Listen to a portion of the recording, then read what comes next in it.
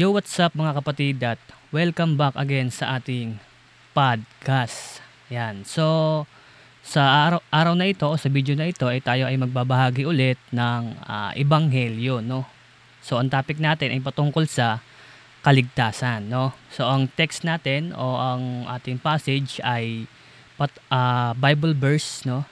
Sa Efeso chapter 2 verse 8 hanggang 9. Yan yung ating tatalakayin, no? Pero hindi natin babanggitin yung mga verse na yan, no? Kasi ang mahalaga naman dito yung mai-share natin at maipakilala natin yung Panginoong Jesucristo sa bawat nakakapanood ng video na to. Yun yung pinakamahalaga diyan, no? Yung Bible, yan ay salita ng Diyos, no? Pero hindi naman lahat ina-accept yan na salita ng Diyos. Yung iba, ang tingin lang diyan history. At yung iba naman ay tingin lang dyan, libro lang na gawa ng tao, no? Pero sa mga Christian, yan ay Word of God, no?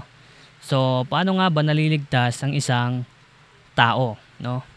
So, sabi sa Efeso chapter 2 verse 8 hanggang 9, di ba? Sapagkat sa kagandahang loob ng Diyos, kayo ay naligtas sa pamamagitan ng biyaya lamang, hindi sa pamamagitan ng inyong mga mabubuting gawa. Kaya walang may pagmamalaki ang sino man sa atin. So yung kaligtasan talaga, pinagkaloob yun ng Panginoon sa atin. Gift yun na ibinigay sa atin upang maabot natin yung presensya ng Diyos sa ating mga buhay, no? Kasi nahulog tayo sa kasalanan o nahulog yung ating mga ninuno sa kasalanan. Kaya tayo ay napahiwalay sa Diyos. So ngayon, dahil tayo ay tao lang, hindi natin kayang abutin yung kaluwalhatian ng Diyos, kaya sinugo ng Diyos Ama ang kanyang anak upang abutin tayo sa kasalanan. Kumbaga sambutin tayo sa kasalanan. Kumbaga parang tayo ay nalulunod, tapos ang Panginoong Jesucristo ay lifeguard. Siya yung sa atin, sumagip sa ating pagkalunod sa kasalanan. Yun yung purpose ng ating Panginoong Jesucristo dito sa lupa. Pero yung iba, hindi pinaniniwalaan yun dahil hindi naman sila babad sa salita ng Diyos at nabubuhay lang sila ayon lang sa kanilang sarili, no?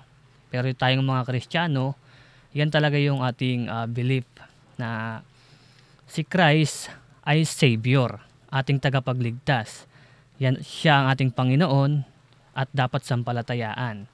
Pero yung kaligtasan, hindi yan sa pamamagitan ng mabubuting gawa mo. Pag gumawa ka ng mabuti, maliligtas ka? No. Kasi mabuti ka, kaya ka iniligtas? No. Lahat po tayo ay makasalanan.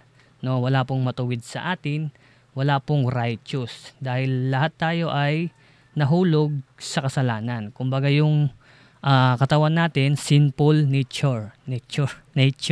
No, dahil nga sa kasalanan ni Eva at Adan, pumasok yung kasalanan sa sanglibutan. So lahat ng mga isinilang, ipinanganak hanggang sa ngayon ay makasalanan.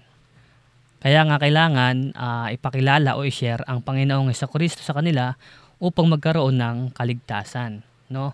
Yung kaligtasan hindi po yan sa pamamagitan ng ating mabuting gawa, kundi sa pamamagitan po ng pananampalataya sa ating Panginoong Jesucristo. Diyan po nag-i-start ang kaligtasan.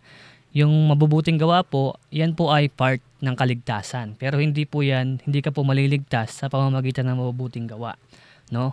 Kung gumawa ka man na mabuti pero wala ka naman Jesus Christ sa buhay mo, wala ka pa rin kaligtasan. Ang mabubuting gawa po ay part ng kaligtasan. Yan po yung tinatawag na good works, bunga ng kaligtasan.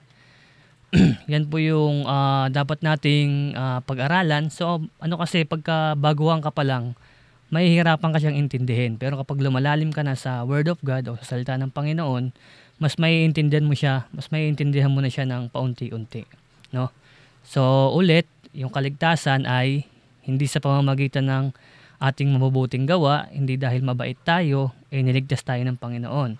Hindi dahil sa mabuti ka, gumagawa ka ng mabuti, kaya ka iniligtas. Kaya ka iniligtas ng Panginoon o kaya tayo iniligtas ng Panginoon dahil alam niyang hindi natin kayang iligtas ang ating mga sarili. Kaya ang Diyos isinugo ang kanyang bugtong na anak sa sanglibutan upang ang sino man sumampalataya sa kanya ay hindi mapahamak kundi magkaroon ng buhay na walang hanggan. John 3:16. Paborito yan ng mga believers na verse na yan, no? At next time na topic natin ay pag-uusapan naman natin paano natin ipapractice o tatrabahuhin ang ating kaligtasan, no? So yun lang mga kapatid. Maraming salamat sa panonood kung napanood mo man to. At kung ikaw ay na-bless, pwede kang mag-subscribe, mag-like, at pwede mo rin itong i-share sa iyong mga kamag-anakan. So yun lang. Muli ako si Brother Raymart at magkita-kita tayo sa ating susunod na video. God bless everyone.